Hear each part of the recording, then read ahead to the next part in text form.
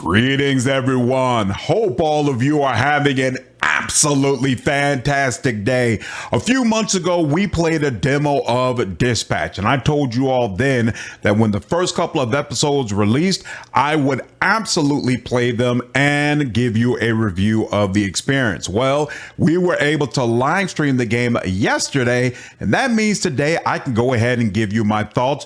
Let's go ahead and get right into it, starting with what I liked. The art in this game just pops off the screen. It is so pleasing just to watch these characters interact with each other. The colors are used so elegantly, and all of the characters that you meet are designed so well. All of them are very, very distinctive. They have a distinctive color palette.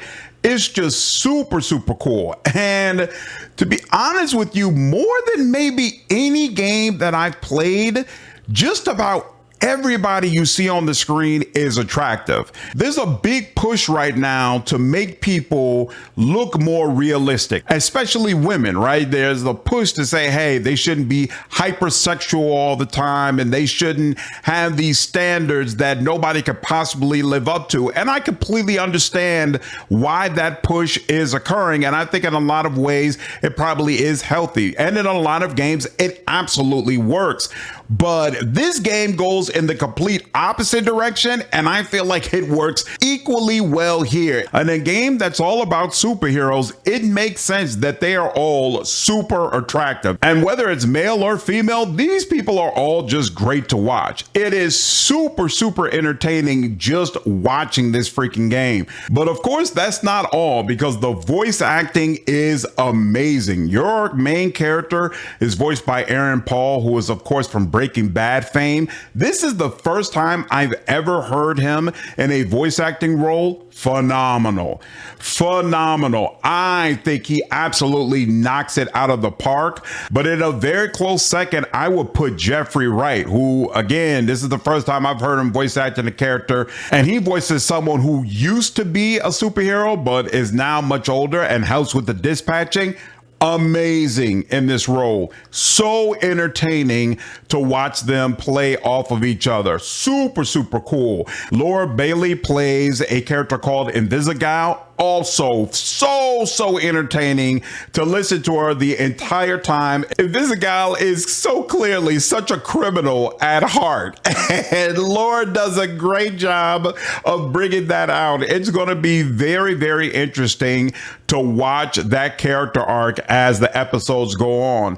And that's just the tip of the iceberg. Frankly, there's a ton of different voice actors involved in this project that I can already tell are delivering standout performances, from Alana Pierce to Charlie White to Travis Willingham. I never heard his voice, but I'm pretty sure Matt Mercer is the one voicing the main villain. Just all the way around, it seems like from a voice acting standpoint, this is going to be a really, really special experience. And helping to pull all of that together is what is so far a fantastic story.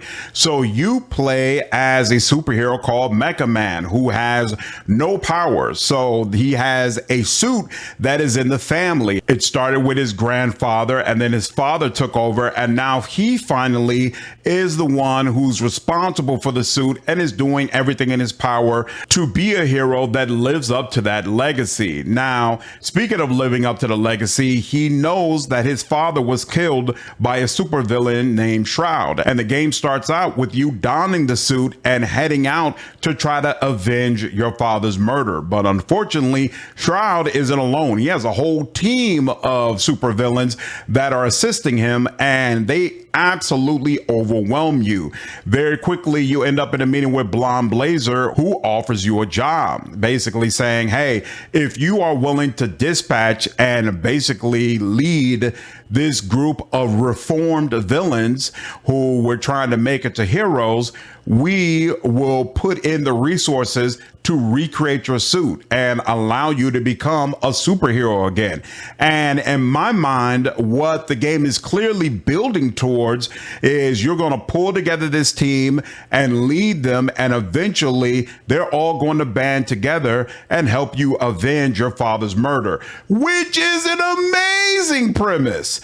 I'm so all about that. Like, that's super, super cool. You know, in my opinion, it's been a minute since we got a really, really great superhero journey in a video game. We've had a couple of games in the last few years that have tried to do it. Midnight Suns came out. I love the combat, did not like the story at all, thought the writing was terrible as well. Capes came out. The writing wasn't as bad, but it just wasn't as polished. It didn't have enough pizzazz to it. Like, there hasn't been a superhero game that came out that really scratched that itch. Dispatch for me is scratching that superhero itch hard as hell. Like, not only am I glad this game came out, I'm frankly hoping that it does really, really well and we get several more of these, because this world and this art absolutely put this into my veins. Now, the final thing that I'll say I really liked about this game is, surprise, surprise, the dispatching part of it, which probably sounds boring, right? You're sitting at a desk with a headset and you're sending out heroes to deal with things throughout the city. It's so much fun, at least for me. I love it. So all the different characters that you deal with, they all have different stats, and that means there are different types of situations that they're all good at handling. They are quipping at each other constantly while you're dispatching, and the writing here is so good that I was laughing all throughout my episode, and the majority of my chat was as well.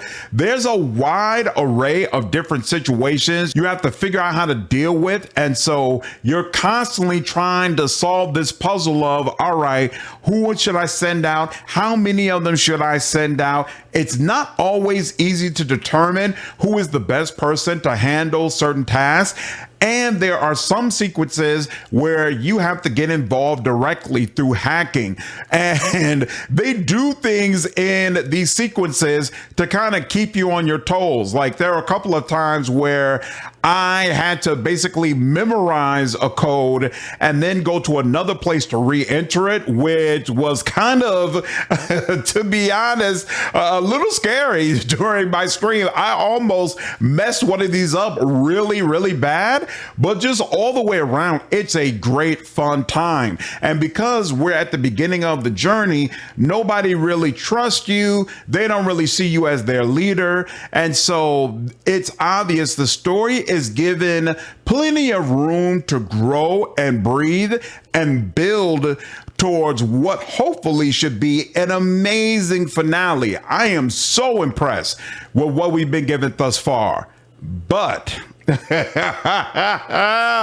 there's a problem, and I have a feeling many of you already know the problem, because there were plenty of you in my chat saying, this looks fun, this looks great, I think I want to play it, but I'm not gonna buy it yet because the full version isn't available. And to be honest, I don't blame you, and I think the way this is being released really brings the overall content down. Now, before I get into this, let me make it clear, I'm a big fan of Telltale Games, or the work they used to do, right? And Ad Hoc Studio, the developer who made Dispatch, is composed of many developers who came from Telltale. And obviously, they want to try to go back to using the same format. What format is that? Well, Telltale loved to release their games in an episodic format. So they would have, the full game, which would be 10 to 15 hours, but it would be split up in 5 or 6 different episodes, and each episode would drop over a period of months. And it was obvious they were working on the game as these episodes were dropping. And in fact, I recall sometimes the episodes would be delayed because they flat out weren't ready. And again, I know many of these developers who are with Ad Hoc are probably used to that, and so they want to work with the same flow. Back in the day when I was playing The Walking Dead and Wolf Among Us, to be honest with you, the episodic format format didn't really bother me. I was cool with, all right, I'm going to get 1 or 2 episodes now and I get another episode later and it's all good. And people say age is supposed to bring patience. I can't tell you why the format doesn't work for me now, but I can for damn sure tell you it does not. I don't think this works at all. And to be honest with you, paying $30 for what was essentially 2 hours of content does not feel good. And keep in mind, when I say 2 hours, it took me 2 hours to stream this game. And whenever you're streaming a game, it takes longer than what it would if you were playing it on your own. So if you're playing this on your own, you might blaze through it in like an hour and a half. And I could be wrong, but I remember in the old days with the Telltale games, you paid per episode. So each episode was like $5 or whatever, and you paid for the episode you were getting, not $30 up front, and then you gotta wait until you get the rest of it. It's just very, very odd, and to be honest, the whole thing is off-putting. And it's 2 episodes that took 2 hours, right? Which means we're getting 8 episodes total. If this time frame continues, that would be 8 hours of gameplay for $30. I'm not sure how I feel about that. As much as I love this game and as much replay value as I think this game is probably going to have, that's still a little bit dicey to me. Now, I've heard that supposedly all of the episodes are not going to be the same length. So it could be the episodes we're going to get in the future are much longer than the ones that we got up front. But still, all the way around, we're not going to get the full version of Dispatch until November. That's kind of dicey to me. Maybe some of y'all are good with this. You can definitely let me know down in the comments.